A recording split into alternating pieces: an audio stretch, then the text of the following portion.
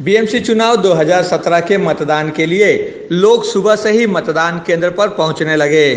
मतदान के लिए लोग जोश में दिखाई दिए, लेकिन कुछ ऐसे भी लोग थे जिनका वोट देने का जोश तब ठंडा पड़ता नजर आया जब उनका नाम वोटर लिस्ट में दिखाई ही नहीं दिया। ऐसे ही शख्स हैं नेशनल फेडरल पार्टी के प्रमुख जगदीश मानेक। गुस्साए हुए जगदीश मानेक ने इसका जिम्मेदार महाराष्ट्र चुनाव आयुक्त को ठहराते हुए उनके इस्तीफे की ही मांग कर डाली। ऐसी हमारे साथ एक शख्स मौजूद है, उनका नाम है जगदीश मानीलाल। वो नेशनल पार्टी फेडरेशन के अध्यक्ष हैं। आइए उनसे चर्चा करते हैं। सर, क्या कहेंगे, इस वोटिंग लिस्ट में इस बार चुनाव में आपका नाम नहीं आया, क्या कहेंगे, किस तरह का दिक्कत हो रहा है? ये नाम तो हमने लोकसभा में चुनाव में दिया, विधानसभा में दिया, पर ये टाइम में नाम ही हमारा नहीं लिखा हुआ है। हमें मताधिकार से वंचित किया जाता है। सारा जी आप जो सोए हुए, क्या हमने चुनाव आयोग को लिख के भेजा है कि बायोमेट्रिक कीजिए आप। अभी ये डिजिटल जमाने में भी आप बायोमेट्रिक नहीं कर पा रहे। हमारे पूरे बिल्डिंग के नाम ही नहीं है, इसमें वोटरों का नाम ही नहीं है, तो हम कहाँ मताधिकार का उपयोग करें हम लोग? ये देश का ऐसा अरज तक का बिठा के रखा है।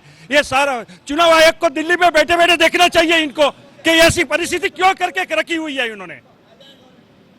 इमीडिएटली सारा जी को इमीडिएटली चुनाव आयोग को सस्पेंड करना चाहिए। फिर से इलेक्शन लेना चाहिए। इधर मुंबई महानगर पालिका में अगर ऐसी परिस्थिति है तो थाना में क्या रहेगी, गाँव में क्या रहेगी करके।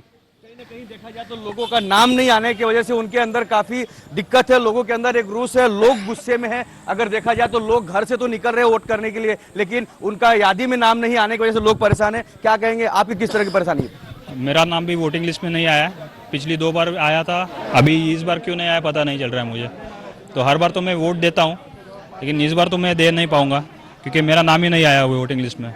कहीं ना कहीं जिस हिसाब से जनता वोट देने के लिए घर से तो बाहर निकल रही है, रोड पर आ रही है, स्कूल में जा रही है वोट देने के लिए, लेकिन उनका नाम यादी में नहीं होने की वजह से लोग अपने मत का उपयोग नहीं कर पा रहे, अपना वोट नहीं दे पा रहे। कहीं ना कहीं चुनाव आयोग को इस पर विशेष रूप से ध्यान देना होगा। कैमरामैन आनंद के साथ राज पांडे, सीएन न्यूज मुंबई। वहीं शिवसेना नेता सुप्रेदा फातर्पेकर ने कुछ दिन पहले ही यह मुद्दा उठाया था।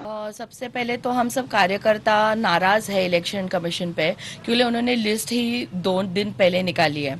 उन्होंने पहले तो एक तो सर्वे ठीक से करना चाहिए था।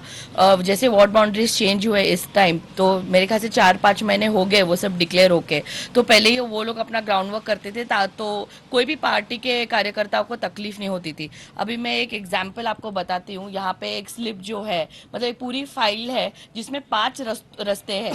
फर्स्ट रोड है, second road, 4th road, 9th road, ऐसे सब सिर्फ रोड्स के नाम डाले, लेकिन वो ये बिल्डिंग का नाम अभी अगर देते थे तो हमारे कार्यकर्ता वो बिल्डिंग ढूंढ के ये स्लिप उन तक पहुंचा सकते थे।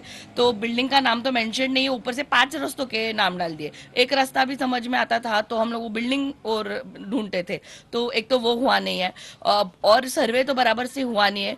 जो जिनकी डेथ हुई है उनके नाम है, जो जिंदा है उनके नाम ही नहीं है। ऐसे बहुत सारी यादी है जिनमें नहीं बोल के भी 200 से 300 लोगों के नाम गायब है। अभी हमारे ऑफिस में पूरा सॉफ्टवेयर है, सब है। लोग हमारे ऑफिस में आ रहे कि भाई हमारी स्लिप आई नहीं है या हमारा नाम ऑनलाइन दिखा नहीं रहा है, तो आप ढूंढ के दो। तो ऐसे लोग जो एक्चुअली वोटर्स है, जो वोट करते हैं, उनके ही नाम मिसिंग है।